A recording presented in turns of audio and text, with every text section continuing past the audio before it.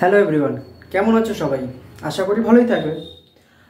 আমি আজকে তোমাদের জন্য প্রাচীন ভারতের ইতিহাসের উপর আরও কিছু গুরুত্বপূর্ণ প্রশ্ন নিয়ে চলে এসেছি। তো আমরা প্রথমে চলে যাই রেডিও কার্বন ডেটিং পদ্ধতি।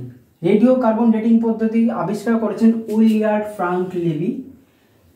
প্রাচীন কাঠ এবং দেহস্থির উপরে নির্ভর করেই প্রাচীন যুগের বয়স নির্ধারণ করা হতো জীবাশ্মের। মূলত প্রাচীন কাঠ এবং দেহস্থির উপর নির্ভর করে কিন্তু C14 এবং C12 এই দুটোর অনুপাতের উপর নির্ভর করে কিন্তু প্রাচীন যে জীবাশ্ম ছিল তাদের বয়স নির্ধারণ করা হয়। 2 নম্বরে চলে যাব ডেনড্রোক্রোনোলজি। ডেনড্রোক্রোনোলজি পদ্ধতিও কিন্তু এমন একটা পদ্ধতি যার সাহায্যে কিন্তু প্রাচীনকালের বয়সটা নির্ধারণ করা যেত, যেটা মূলত C14 পরীক্ষায় প্রাপ্ত যে বয়সটা পাওয়া যেত C14 পরীক্ষায় তার সাথে আরো 700 বছর যুক্ত করে এই ডেনড্রোক্রোনোলজি পদ্ধতির মাধ্যমে সময়টা নির্ধারণ করা যেত। 3 নম্বরে আমরা চলে যাব বিসি। আমরা সবাই জানি বিসি, আমরা সাধারণত সবাই বিসি জানি। বিসি কি জিনিস, আবার অনেকে আছে যারা জানে না। তো আমি বলে দিই, বিসির পুরো নাম হচ্ছে বিফোর খ্রিস্ট, যেটা মূলত যিশু খ্রিস্টের জন্মের পূর্ব সময়। যিশু খ্রিস্টের জন্মের পূর্ব সময়টাকেই আমরা বিফোর খ্রিস্ট বা বিসি নামেই জানি।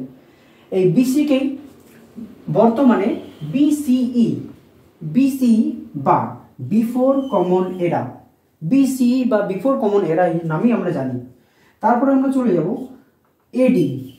আমরা বিফোর খ্রিস্ট, একইভাবে এডির পুরো নাম হচ্ছে অ্যান্নো ডোমিনি, যেটা যিশু খ্রিস্টের জন্মের পরবর্তী সময়। যিশু খ্রিস্টের জন্মের পরবর্তী সময়টাই হচ্ছে অ্যান্নো ডোমিনি। বর্তমানে এটাকে আমরা সি বা কমন এরা বলেই জানি। 5 নম্বরে চলে যাব দশক। আমরা সবাই দশক শব্দের মানেই বুঝতে পারছি 10, অর্থাৎ 10টা বছরকে যদি আমরা বলতে চাই একসাথে, সেটাকে আমরা দশক হিসেবেই জানি। ইতিহাসে স্বল্প সময় বোঝাতে দশক শব্দটি ব্যবহার করা হয়। ইতিহাসের যে স্বল্প সময়, যেমন 2010 থেকে 2020, এটা একটা দশক, ঠিক আছে। তারপর আমরা চলে যাই শতক। শতক শব্দের মানেই আমরা জানি 100, মানে 100 বছর হলেই সেটা শতক হিসেবে জানি। 100 বছরের ইতিহাসকেই আমরা শতক নামে জানি। সহস্রাব্দ সম্ভবত আমরা মূলত বেশ কয়েকজনই জানি, বেশি কেউ হয়তো জানে না। সহস্রাব্দ শব্দ হচ্ছে 10টি শতকের সহযোগে, অর্থাৎ 1000 বছরের ইতিহাস। 1000 বছরের ইতিহাসকেই আমরা সহস্রাব্দ ইতিহাস হিসেবে জানি। পরেরটাতে চলে যাব ভারতবর্ষ। আমরা সবাই জানি ভারতবর্ষ, আমাদের দেশের নাম ভারতবর্ষ, কিন্তু ভারতবর্ষ শব্দের অর্থটা কি আমরা কি কেউ জানি? বলে দিই, ভারতবর্ষ শব্দের অর্থ হচ্ছে যে বৃহৎ বা বড় দেশে জ্ঞানের ধারা বা প্রবাহমান, সেই দেশই হচ্ছে ভারতবর্ষ। যে বৃহৎ, আমাদের দেশটা নিশ্চয়ই ছোট না, যে বৃহৎ বা বড় দেশে জ্ঞানের ধারা প্রবাহমান, সেই দেশই হচ্ছে ভারতবর্ষ। তাহলে আজকে এই অবধি তোমাদের। Thank you.